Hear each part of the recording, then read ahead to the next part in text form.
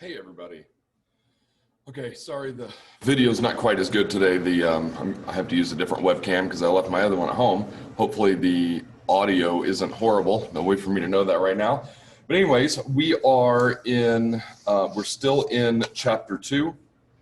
And we're going to start here on the page about augmented matrices. I don't remember what even number video this is for this chapter because this is the first lesson after fall break. Let's just go with that. The first lesson after fall break. So I'll kind of show you here in the notes what page we're on. And again, I'm lamenting one more time that I did not put page numbers on this thing. But anyways, there's this page here that says augmented matrices and row operations. And so I'm just going to go through with you pretty quickly, at least some of this I'm going to do pretty quickly, what we did in class for this first lesson. I'm going to move this over here a little bit. Okay. So the ultimate goal of this part of this chapter is for us to solve a system of equations. And solving a system is something you've done before. Usually it's been systems with 2 equations and 2 variables. We're still going to do some of those, but we'll also do some 3 equations and 3 variables. But we're going to be using a matrix process to solve these systems. This matrix process can ultimately be applied to like much bigger systems of equations, but we're not going to quite take it that far. Okay, so the first thing we need to be able to do is to take a system of equations and write it as a matrix. If you don't remember, a system of equations, there's just more than one equation and more than one variable, and our goal is to find a solution for both of the equations or for all of the equations. So I need to find a value of x and a value of y that is a solution to the first equation and also a solution to the second equation. Before we even start solving them yet, we just need to be able to write this system as a matrix. And we're going to use what's called an augmented matrix. And I'll explain what that means here in just a minute. But first of all, to write the system as a matrix, it's real simple. We're just going to write this first equation, but we're only going to write down the coefficients. We're going to leave off the variables and the equal symbol, and we're just going to write those number coefficients, and that's going to be the first row in the matrix that I'm writing here. And then the second equation, the same thing, 8x, so I'll put an 8, negative y, that's a -1, and then I've got a 4 there. Okay, so this first column here represents the coefficients of our x variable. The second column represents the coefficients of the y variable. And then that third column are just these constant numbers on the other side of the equals. To stand in for the equal symbol in my matrix, I'm going to use this vertical line. This vertical line is what makes this matrix an augmented matrix. So augmented just means that the matrix is like partitioned. In fact, I think it should be called a partitioned matrix, but whatever, it's augmented. So it's just partitioned into 2 sides. We got our coefficients on the left, we got our constants on the right. Those are the numbers on the other side of the equals. Before you write your system as a matrix, make sure that all the variables and everything are lined up right on top of each other. Okay, down here we can go backwards. For this one, 1, -3, 6. I've already got the matrix. If I write it as a system of equations, that 1 would mean 1x. The -3 would be -3y. The vertical line is an equals, and then we've got a 6. My second row would be 2x plus 3y equals 10, and there would be my system of equations. So you see how simple that is. Now I do want to direct your attention down here to like example C. You'll notice example C is really kind of peculiar in that the left side of the matrix just has these 1s down the diagonal and then 0s everywhere else. If I were to make a system of equations out of this, first of all, the first column is going to be the x coefficients. The second column is the y coefficients. We're going to have a third variable for this one, which is z. That's supposed to be a z. I didn't write it very well. It's supposed to be a z. Okay, so this first row would be 1x. There's no y's. There's no z's, so I'm not going to write them down here. The vertical line means equals, and then we've got a 3. The second row would be no x, 1y, no z, equals 5.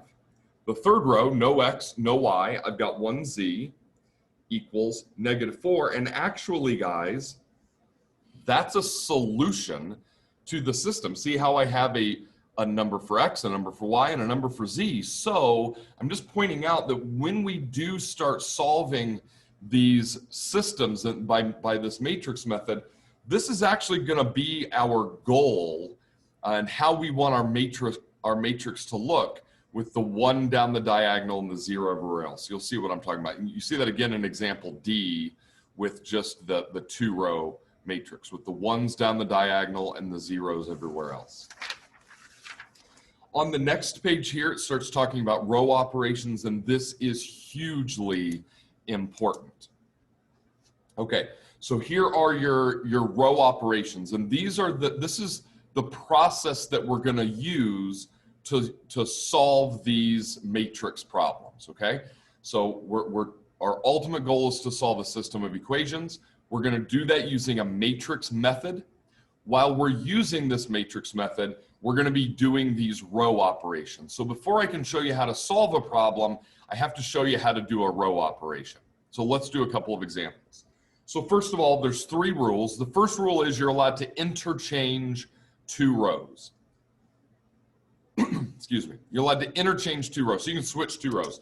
So you can see here this first one says you can interchange row 1 with row 2. So we could rewrite this matrix and just have row 2 become the first row, and row 1 become the second row, and row 3 just stay exactly the same. Okay, that's a totally legal move when we are solving these this matrix process. Okay, so that's your first rule. Honestly, I don't think you'll probably ever need to do that, but you can. The next thing you can do is to multiply all the elements in a row by some number. So for instance, in B here, it says, why don't you replace row 3 by 1/3 row 3? Now, one thing I'm going to do here is I'm going to start showing you how we're going to write down our row operations.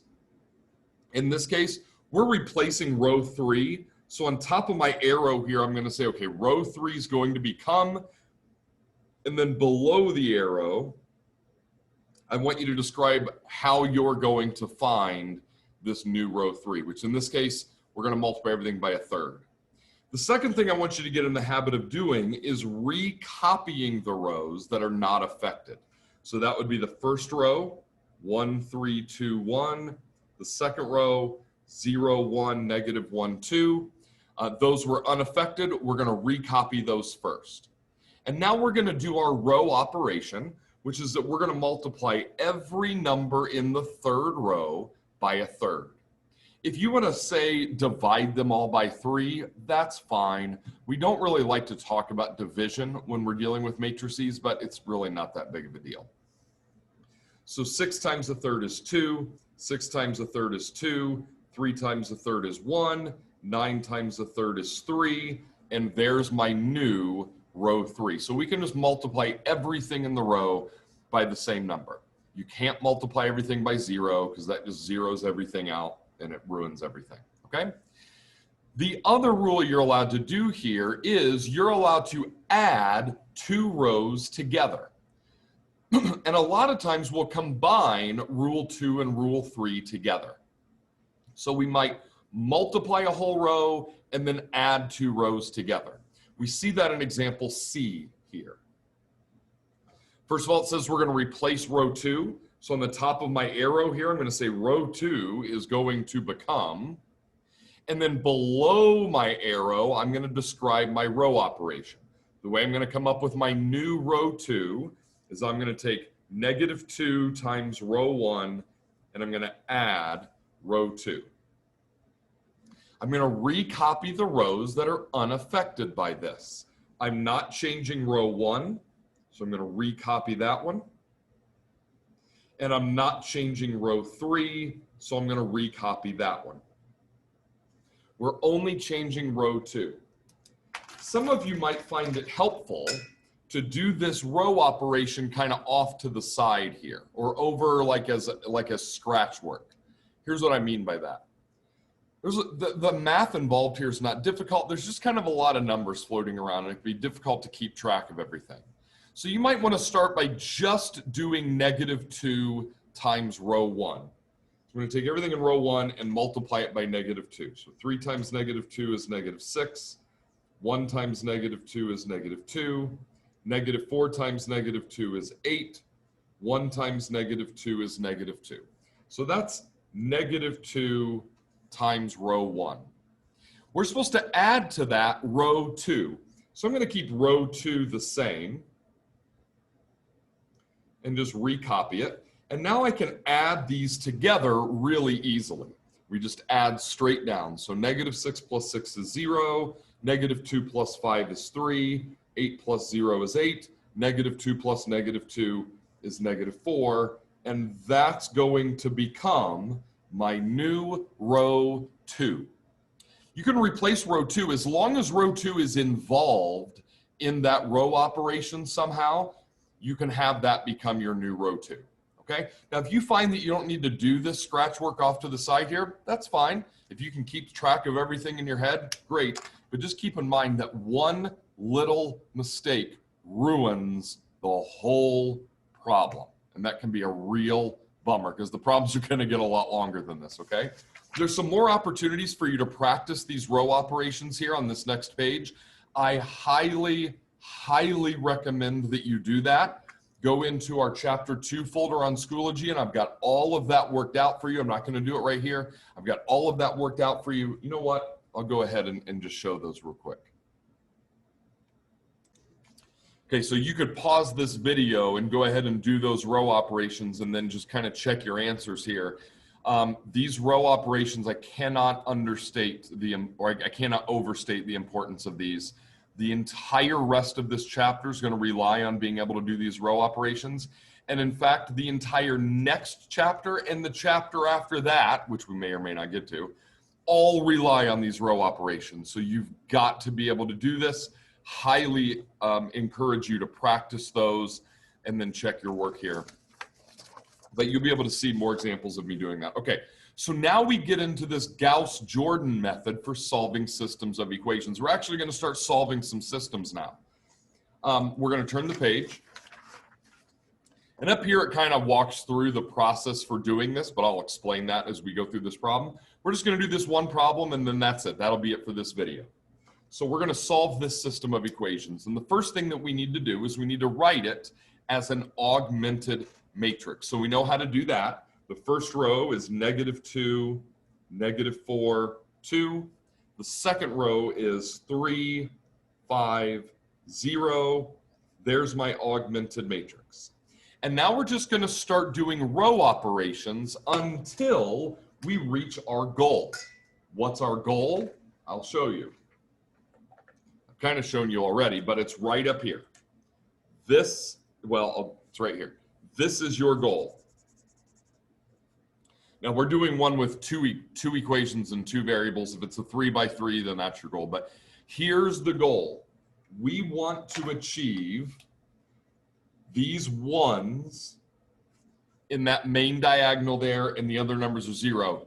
These numbers on the other side of the bar can end up being whatever they are. We don't care. They're just going to be what they're going to be. Drop my pen. Okay, but you want to get a 1 here and a 1 here. There's many ways to accomplish that goal. I'm going to show you the quickest, easiest strategy, and that is to not focus on the 1s, but actually focus on the 0s. We're going to get this 0 first, and then we're going to get this 0 second. Once we have the 0s, the 1s are a piece of cake. So let me show you how that works. So the first 0 we want to get is this 0 in the bottom left corner. That's this 3. This guy right here, we're after him. I want to change this 3 into a 0, and I'm just going to show you how I'm going to do that. First of all, you see how the 3 is in the second row? So we're going to be changing the second row. See, now it's up to us to come up with the row operation. Now, how am I going to change row 2? Well, I'm going to take the second row. I'm going to multiply everything in the second row by 2. And then I'm going to take the first row, I'm going to multiply everything in the first row by 3. And then I'm going to add those together. Now, if you're not following how I did that, that's okay. You'll start to kind of see how this works because it really ends up being kind of the same thing every time, the same process or concept every time. But look what happens. If I multiply this 3 by 2, it's going to become a 6. If I multiply this -2 by 3, it's going to become a -6. And guess what happens when I add a -6 and a +6? You guessed it, I get a 0. Okay.